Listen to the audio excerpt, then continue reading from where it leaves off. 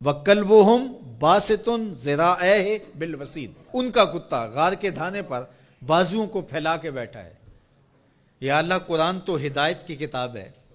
سراسر ہدایت، لفظ لفظ ہدایت، حرف حرف ہدایت۔ تو کتے کے بیٹھنے کے سٹائل کو تو نے قرآن میں بیان کیا، تو اس میں ہمارے لیے کیا ہدایت ہے؟ کہا یہی تو بتانا چاہتا ہوں کہ ذات کا کتا بھی ہو، سنگ جڑ جائے ولیوں کے،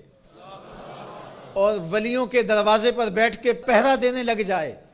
اور کسی کام آ جائے مشت خاک، تو وہ کتا اتنا قابل ذکر ہو جاتا ہے کہ اس کے بیٹھنے کے سٹائل کو رب رب ہو کے بیان کرتا ہے۔ تو کہا تم تو انسان ہو، اگر تم محمد عربی کے در کے نوکر بن جاؤ تو کیا عزتیں دوں گا تمہیں، کیا شانیں تمہیں نصیب ہوں گی۔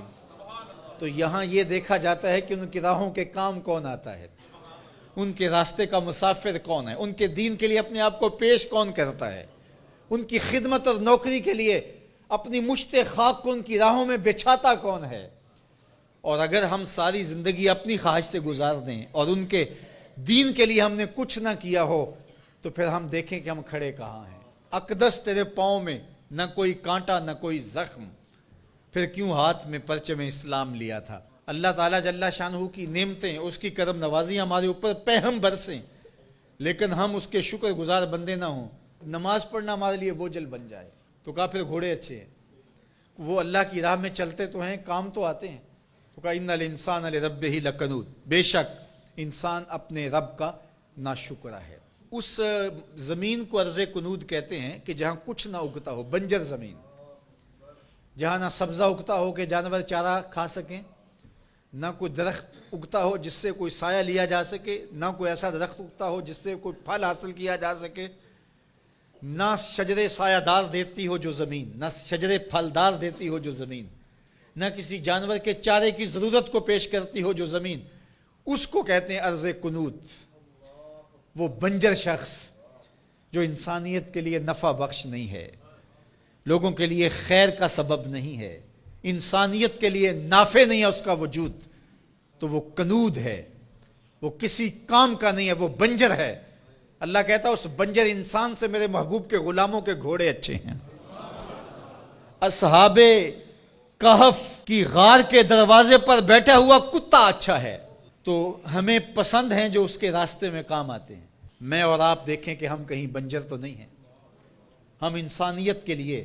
نافع ہیں، یا ہمارا وجود اس دھرتی کے لیے بوجھ ہے، ہم لوگوں کے لیے ضرر کا سبب ہے۔ جہاں سے گزرے لوگ تکلیف محسوس کرتے، کبھی کسی کی غیبت کی، کبھی کسی کی عزت اچھالی، کبھی کسی کی ماں بہن اور بیٹی کی آبرو پہ گلی محلے میں بیٹھ کے آوارہ لوگوں کی طرح باتیں چھیڑ دیں، کبھی ہم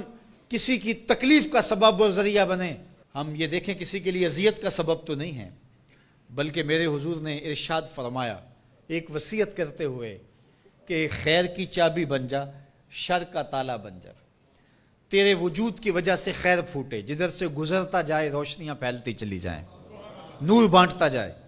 انسانیت کے لیے نفع بخش ہو تیرا وجود،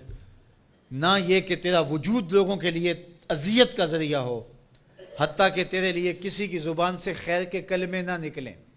ایسے لوگ کتنے ہیں کہ جب وہ مر بھی جاتے ہیں تو ان کے لیے لفظ ڈھونڈنے پڑتے ہیں، تو بعض لوگ لفظ ڈھونڈ ڈھونڈ کے کہتے ہیں اچھا ساڑھے نال تے چنگائی سی، اس کا مطلب یہ اس نے لوگوں کی ناک میں دم کر رکھا تھا، اس کی شر سے صرف میں ہی بچا ہوں۔ وہ ایسا شخص ہے کہ اس کی تعریف آپ بھرے مجمع میں نہیں کر سکتے، لوگ کہیں گے تم جھوٹ بول رہے ہو۔ اور کتنا خوش بخت اور خوش نصیب شخص ہے کہ جب وہ اس دھرتی کو چھوڑتا ہے تو زمین کی مٹی بھی روتی ہے،